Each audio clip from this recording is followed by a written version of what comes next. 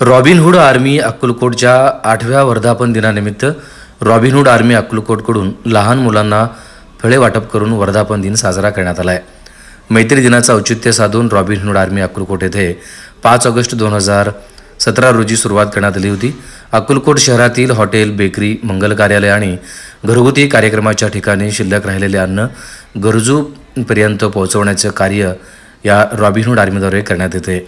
यावेळी रशीद खिस्तके, सोहेल फरास, ज्योतिबा पारखे, अशरफ गोलंदाज, आझम शेखजी, अली मुजावर, समर्थ गोरे, मुआज शेख उपस्थित होते.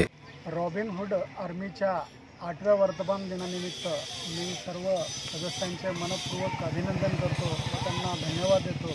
खरंच मानवतावादासाठी जे काम करतात, गोरगरिबांचं पोट भरण्याचं काम करतात, ते कुठलीही इच्छा न बाळगता अगदी रासरोसपणे दर दिवशी मी पाहत आलेलो आहे. गेल्या 8-9 वर्षापासून ते काम म्हणजे अविरतपणे काम करत आहेत आणि त्या कार्यांना खरंच खूप खूप सलाम आहे माझा आणि शुभेच्छा आहे. धन्यवाद. आमचं सगळ्यांचा पाठिंबा आहे. निलौकिक फाउंडेशन, श्री मल्लिकार्जुन मित्रमंडळ, माझं वैयक्तिक समर्थ गोरे, सगळ्यांचं त्यांना कधी पण पूर्णपणे पाठिंबा आहेत व तसंच त्यांना साथ देणारे कंटिन्यू सोहेल फराजभाई असू दे, हे साहेब असू दे, त्यांचं सगळं टीम रॉबिनहूडचे आम्ही सगळं एकत्रित येऊन अक्कलकोटच्या गोरगरीब लोकांना सगळ्यांना जे जे काही पाहिजे असेल ते कुठल्याही नेत्याकडून होत नसेल